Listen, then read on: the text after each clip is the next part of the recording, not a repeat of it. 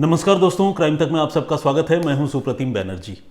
आज की जो कहानी है उसे सुनने के बाद आप थोड़ा विचलित हो जाएंगे, थोड़ा बेचैन होंगे, परेशान होंगे और ये सोचेंगे कि इस दुनिया में कैसे कैसे लोग रहते हैं और ऐसे लोगों से बचने का क्या तरीका है। मैं तो कई बार इस तरह की घटनाओं के बारे में जब सुनता हूँ तो मैं ऊपर वाले को याद करता हूँ और ऊपर वाले को कहता हूँ कि भगवान ऐसे किसी आदमी से जीवन में पाला ना पड़े।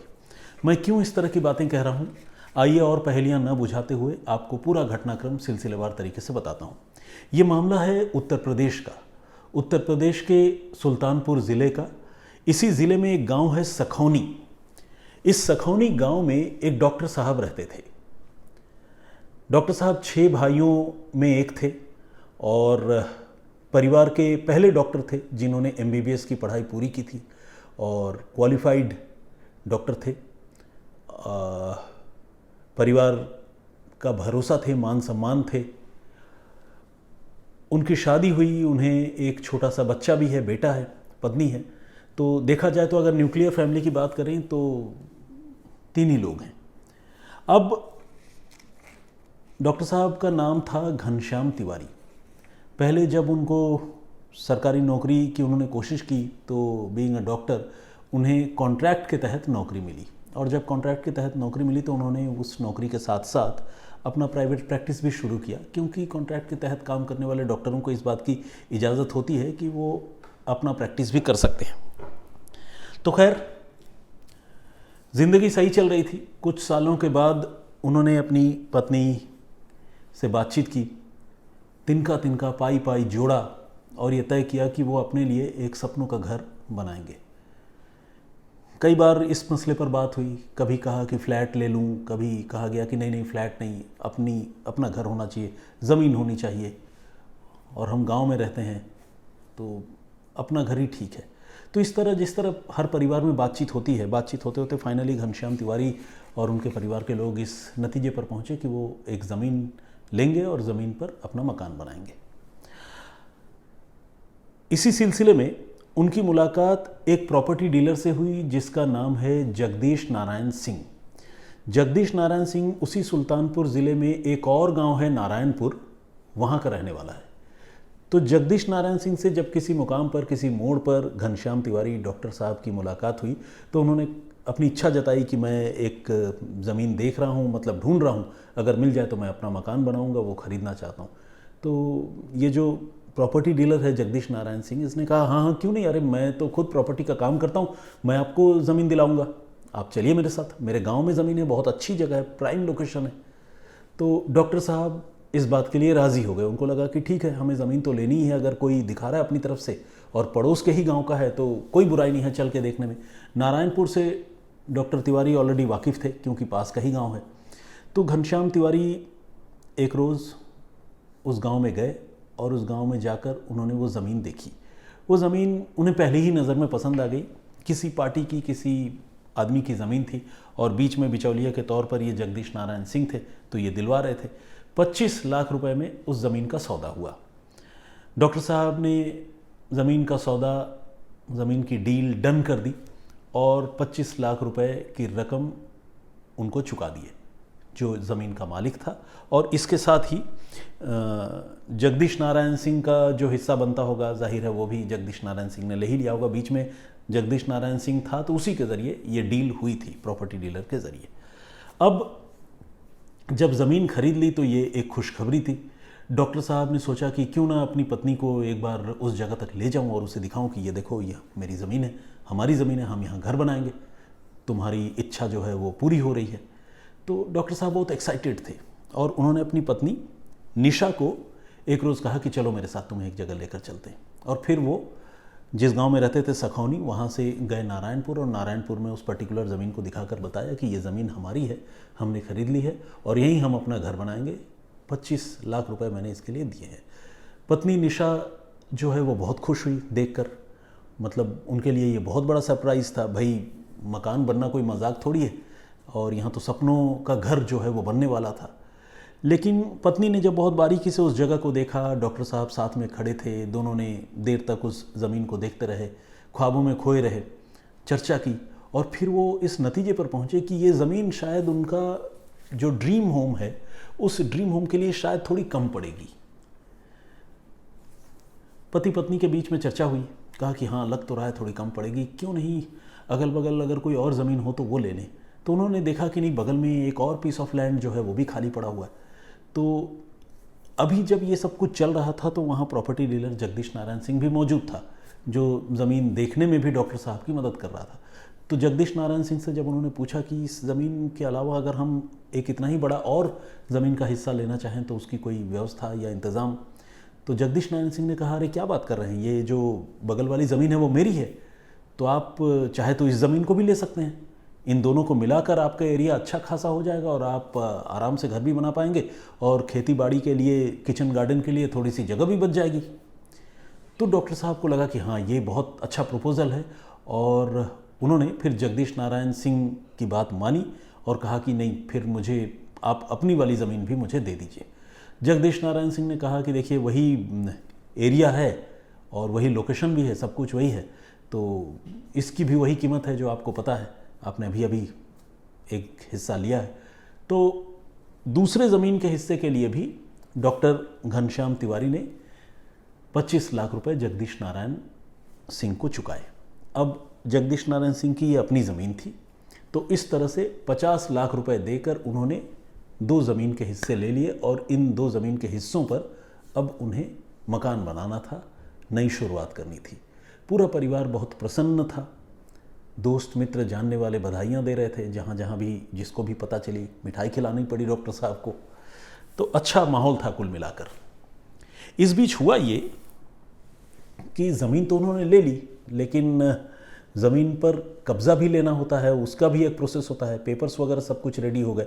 अब जब कब्ज़े की बारी आई तो कहानी में ट्विस्ट आ गया, और ऐसा मेजर ट्विस्ट आया, ऐसा भयानक ट्विस्ट आया कि अब तक ये जो कहानी आप सुन रहे हैं, खुशगवार खुशनुमा, यहाँ से कहानी में बहुत ही डार्क और बहुत ही सैड टर्न आया।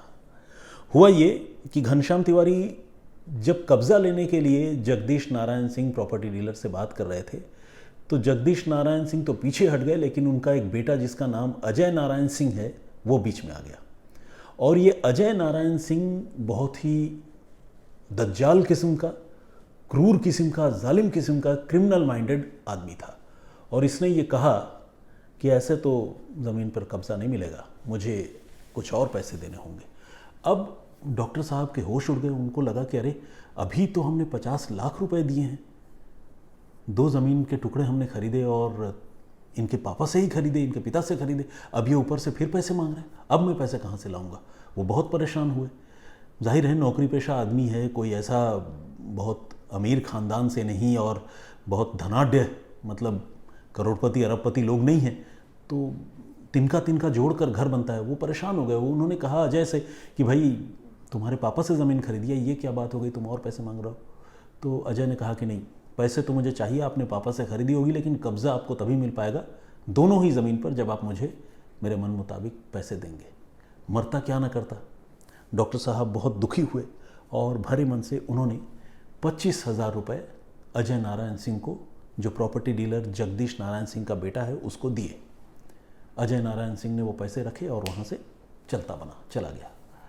अब डॉक्टर साहब को लगा कि चलो बला टली, अब तो ज़मीन पर कब्ज़ा ले सकते हैं। फिर एक दिन कब्ज़ा लेने की तैयारी हुई, बारी आई कि नहीं आज चलते हैं, कुछ ईंट वीट से घेरेबंदी कराएंगे। बात हुई जगदीश नारायण से, तब तक अजय को पता चला बेटे को। वो बेटा फिर से आ गया, बोला मैं क्या सुन रहा हूँ, तुम फिर कब्ज़ा लेने की बात कर रहे हो। तो डॉक्टर साहब ने कहा कि हाँ भाई, मैंने पैसे दिए हैं और तुम्हें भी पैसे दिए हैं अलग से, तुमने जो पैसे मांगे थे, अब तो कब्ज़ा लेना ही है। तो बोला नहीं, ऐसे कैसे कब्ज़ा, जब तक मैं नहीं चाहूँगा तब तक कब्ज़ा नहीं मिल पाएगा, और पैसे चाहिए। डॉक्टर साहब बिल्कुल भिन्ना गए, परेशान हो गए, लेकिन क्या करते, वो तो डॉक्टर हैं, कोई गुंडे बदमाश तो है नहीं। अजय के इस दबाव के आगे वो हार गए। उन्होंने फिर से 50,000 रुपये, पहले 25,000 दिए थे, अब फिर से 50,000 रुपये उन्होंने इसको चुकाए अजय नारायण सिंह को। अजय नारायण सिंह वो 50,000 रुपये लेकर फिर से चला गया।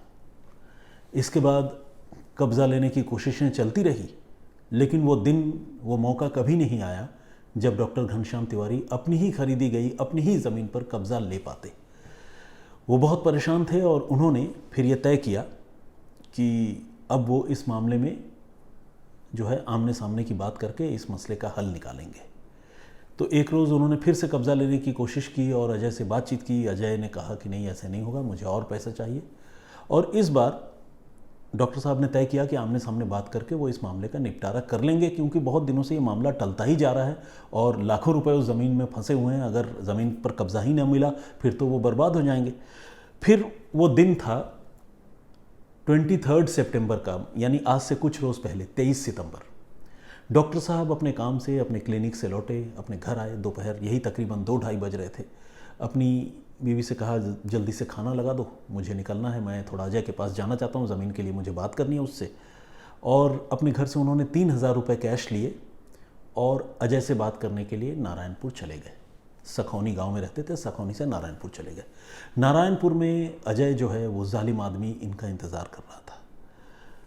कब्ज़े के सवाल पर डॉक्टर साहब की अजय नारायण सिंह से कहा सुनी हुई, कुछ हॉट एक्सचेंज हुआ और अजय नारायण सिंह और उसके गुर्गे इतने जालिम कि उन्होंने एक पेट्रोल पंप है नारायणपुर गांव में, उस पेट्रोल पंप के पीछे अपना एक अड्डा बना रखा है। उस तरह का अड्डा जिस तरह आप लोगों ने मुंबईया फिल्मों में देखा होगा, गुंडों के पास होता है ना, जिसमें टायर्स रखे हुए हैं, ड्रम रखे हुए हैं, कम लाइट्स है, बैठे हुए हैं। कुछ इसी तरह का एक अड्डा इनका भी था। अब एग्जैक्टली उस तरह का सीन था या नहीं मुझे नहीं पता, लेकिन आप समझ सकते हैं कि ऐसा ही एक अड्डा जो है ये अजय नारायण सिंह ने बना रखा था। अब यहाँ पर पेट्रोल पंप के पीछे जब डॉक्टर घनश्याम तिवारी पहुँचे तो वहाँ पर इस अड्डे में पहुँचते ही कहासुनी के बाद अजय ने और उसके लोगों ने घनश्याम तिवारी को बुरी तरह से पीटना शुरू कर दिया। इतनी बुरी तरह से पीटा कि हाथ पांव एक नहीं कई जगहों से तोड़ डाले। जिस्म में ऐसा कोई हिस्सा, ऐसी कोई जगह नहीं थी जहां चोट के निशान नहीं थे। डॉक्टर साहब तड़पते रहे दर्द से, माफ़ी मांगते रहे, कहते रहे नहीं अब छोड़ दो, चला जाऊं, कब्ज़ा नहीं चाहिए, तुम ही रख लो, मरता क्या ना करता। डॉक्टर साहब गिड़गिड़ा रहे थे। लेकिन ये अजय नारायण सिंह इतना जालिम आदमी कि इसने डॉक्टर साहब पर कोई रहम नहीं की। बहुत बुरी तरह से डॉक्टर साहब को मारता पीटता रहा और हद ये हो गई कि उसके पास ड्रिल मशीन थी जिससे दीवार में छेद करते हैं। उस ड्रिल मशीन से डॉक्टर साहब के पैरों में उस ड्रिल मशीन को घुसाकर ऑन करके उससे छेद कर दिया।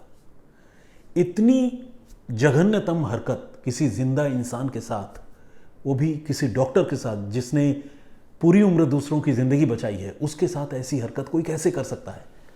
लेकिन ये ऐसा ही शैतान था जिसने इस तरह की हरकत की। अजय नारायण सिंह ने ड्रिल मशीन से डॉक्टर के पैरों में छेद कर दिया। डॉक्टर साहब तड़पते रहे, खून के छींटे बिखर गए चारों तरफ, लेकिन उसको रहम नहीं आया। फाइनली एक मुकाम ऐसा आया जब डॉक्टर साहब की हालत बेहोश होने जैसी हुई, बल्कि बेहोश क्या, अर्ध बेहोशी में चले ही गए थे। तब अजय ने और उसके लोगों ने डॉक्टर साहब को एक ई रिक्शा पर, जिसे बैटरी रिक्शा भी कहते हैं बोलचाल की भाषा में, उस पर लादा और कहा कि इसे ले जाकर सखौनी गांव में इसके घर छोड़ा। बैटरी रिक्शा वाला भी दोनों गांवों के बीच में प्लाई करता था, अपनी गाड़ी चलाया करता था। तो वो डॉक्टर साहब को लेकर उनके घर चला गया। जब डॉक्टर साहब देर शाम को घर पहुँचे तो उनकी जो हालत उनकी पत्नी निशा ने और घर वालों ने देखी, उनके पैरों तले ज़मीन खिसक गई। डॉक्टर साहब इस हालत में थे कि ठीक से बात तक नहीं कर पा रहे थे। उन्होंने बताया कि उन्हें अजय ने बुरी तरह से मारा पीटा है और इतनी बुरी तरीके से मारा पीटा है कि उसे नहीं लगता है कि अब वो ज़िंदा रह पाएंगे। उनकी आवाज़ जो है गले में ही अटक रही थी, बोल नहीं पा रहे थे। पत्नी ने चुप कराया, कहा कि नहीं ऐसा मत बोलो, अभी हम हॉस्पिटल चलते हैं, सब ठीक हो जाएगा। आस पड़ोस के लोगों की मदद से पत्नी निशा ने अपने पति को लेकर वो पहुंची हॉस्पिटल और अस्पताल में भर्ती करा दिया। मगर आपको जानकर दुख होगा कि कुछ घंटों के इलाज के बाद डॉक्टर घनश्याम तिवारी ने अस्पताल में दम तोड़ दिया। उनकी मृत्यु हो गई।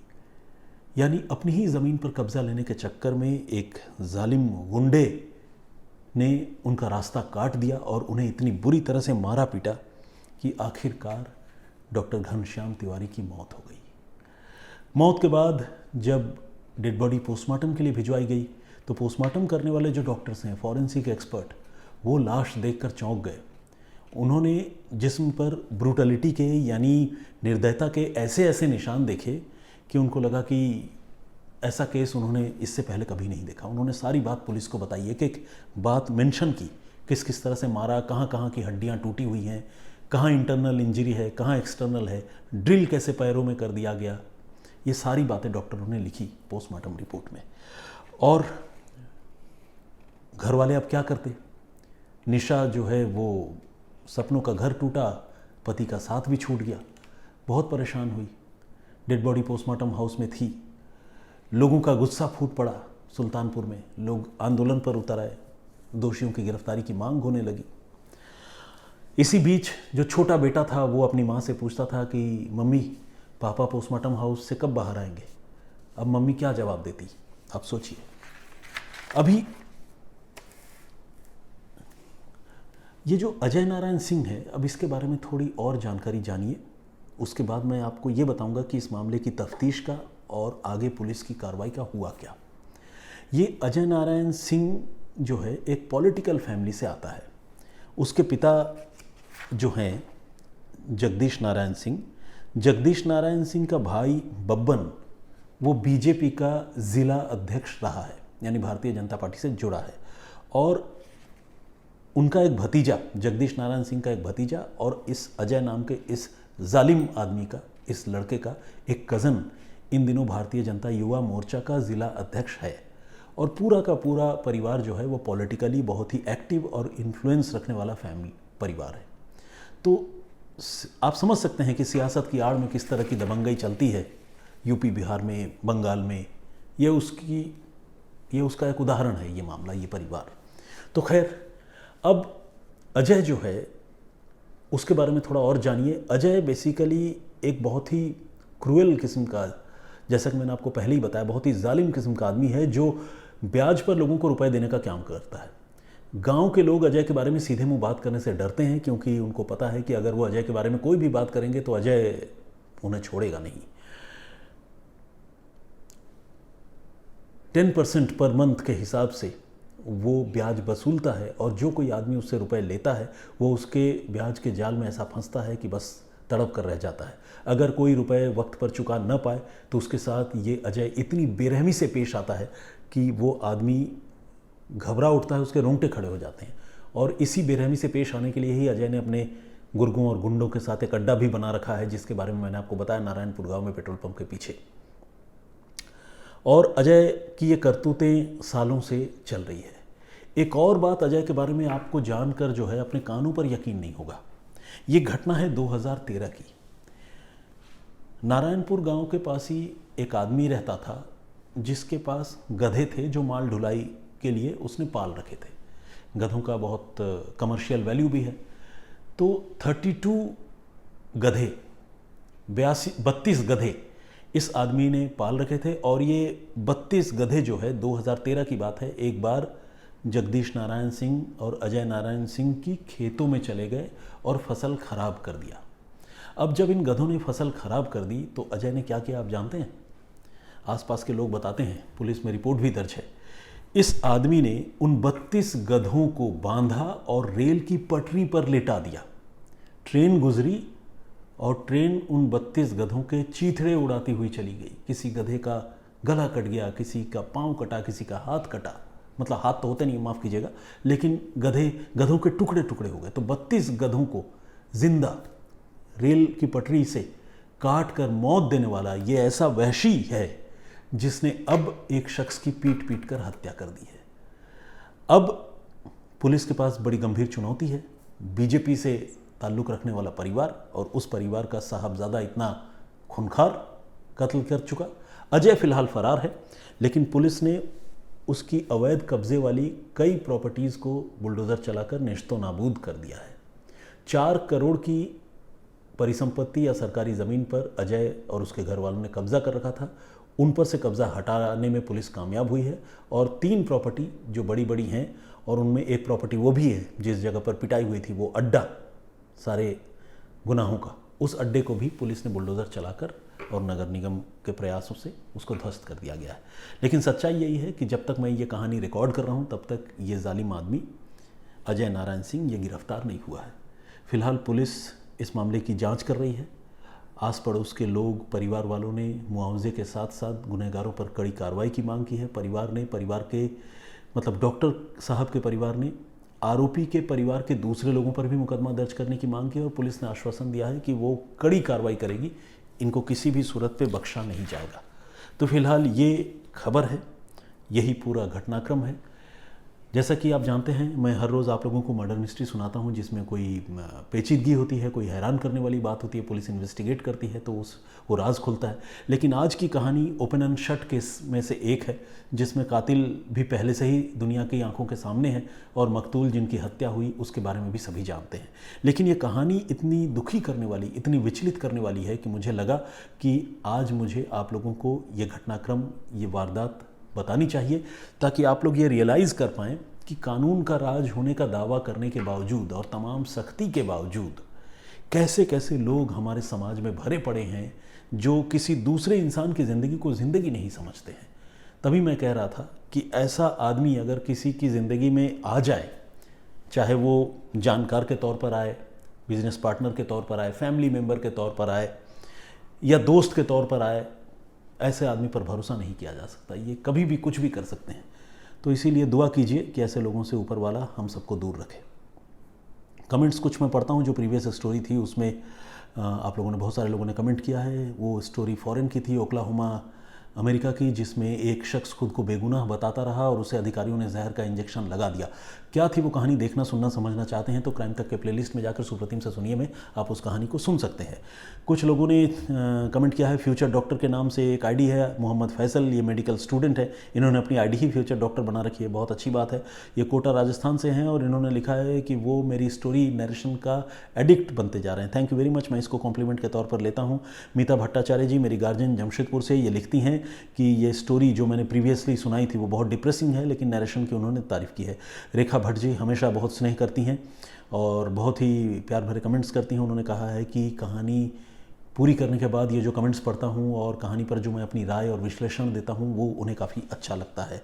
मौलाना निसार अहमद नागपुरी साहब रोज़ ही बिना नागा कमेंट करते हैं, thank you very much. Pradeep Bhambu ji, Vijendra Singh ji N Yodu ji का भी कमेंट है, बहुत बहुत स्वागत आपका। मिस्टर उमेश भूंया जी, बहुत खुश रहिए आप। और अशीम गांगुली साहब, उन्होंने यूएसए की बात की है क्योंकि कहानी यूएसए की थी। उन्होंने कहा है कि वहाँ का कानून भारत के मुकाबले काफ़ी सख्त है। परूप श्रेष्ठा जी जर्मनी से कमेंट करते हैं। विनोद बीरखानी का कमेंट है, बहुत बहुत स्वागत आपका। और इन्होंने उस पूरी कहानी का एक अनोखा पहलू जो है वो चुना है और उस पर कमेंट किया है। मुझे हंसी आ गई। आप लोग अगर जानना चाहते हैं कहानी सुनिएगा ज़रूर उस पहलू के बारे में। उन्होंने कहा है कि खाने का नाम सुनकर मुंह में पानी आ गया। एनीवे, हंसराज अग्रवाल साहब ने भी कमेंट किया है, बहुत बहुत स्वागत आपका, बहुत धन्यवाद आपका। और हो सकता है, देखिए अग्रवाल साहब, आपने जो बात पॉइंट आउट किया है कि मैंने उस कहानी में आप लोगों को बताया था कि तकरीबन 27 साल पहले की घटना है और इस वक्त जो मुजरिम है उसकी उम्र 44 के आसपास है। तो हो सकता है कि उसने नाबालिग होते हुए अपराध किया हो। 17-18 साल का एज ऐसा होता है जब इंसान कहने को तो नाबालिग होता है लेकिन उस समय वो जिसे कहते हैं ना कि बालिग होने की दहलीज पर होता है, उस फिज़िकली काफ़ी ताकत होती है इंसान में, जवानी आ रही होती है। तो हो सकता है उस समय उसने वो अपराध किया हो, कोई बहुत शॉकिंग बात नहीं है। मामोनी बोरगोहाई का कमेंट है, बहुत बहुत स्वागत आपका। यूनिक वर्ल्ड व्यू के नाम से और जय भारत के नाम से एक आईडी है। इन्होंने लिखा है, आप नाराज़ हो क्या, आप मुझसे बात नहीं किया, शॉर्ट वीडियो के बारे में मैंने सही कहा और कहानियाँ रिपीट भी होती है शमसर से ज़्यादा और शायद आप कम करते हैं और मैं रेगुलर लिसनर हूँ, मैं जानता हूँ। देखिए बहुत सारी आप लोगों की बातें हैं और आप इतना इमोशनली कनेक्टेड हैं तभी आपने इस तरह का कमेंट किया है, मैं उसको अप्रिशिएट करता हूँ। कई बार कुछ कमेंट्स मिस हो जाते हैं तो इसका मतलब आप समझ सकते हैं कि वो मैं देख नहीं पाया।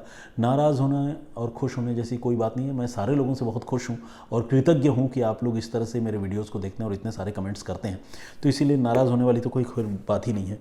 हसीबुद्दीन खान साहब ने भी कमेंट किया है, ये जिद्दा सऊदी अरब नगर पालिका में काम करते हैं और रोज़ बता रहे हैं कि रात को सोने से पहले वो कहानियाँ सुनते हैं। अनिल वर्मा जी और सरोज राय जी का भी कमेंट है, उन्होंने जय श्री राम कहा है। थैंक यू वेरी मच आप सारे लोगों का। और भी बहुत सारे लोगों ने कमेंट किया है, लेकिन सारे लोगों के कमेंट्स एक ही बार में तो पढ़ नहीं सकता। ये सिलसिला जारी रखिएगा। मैं भी आप लोगों से टू वे कम्युनिकेशन का ये जो सिलसिला है उसे बरकरार रखूँगा। आज की कहानी, आज का घटनाक्रम सुनने के बाद आप लोगों को कैसा महसूस हुआ और क्या आप सोचते हैं, प्लीज़ कमेंट करके ज़रूर बताइएगा। मुझे आप लोगों के कमेंट्स का इंतज़ार रहेगा। फिलहाल मुझे इजाज़त दीजिए। अपना बहुत ख्याल रखिए, सुरक्षित रहिए। जय हिंद, जय भारत।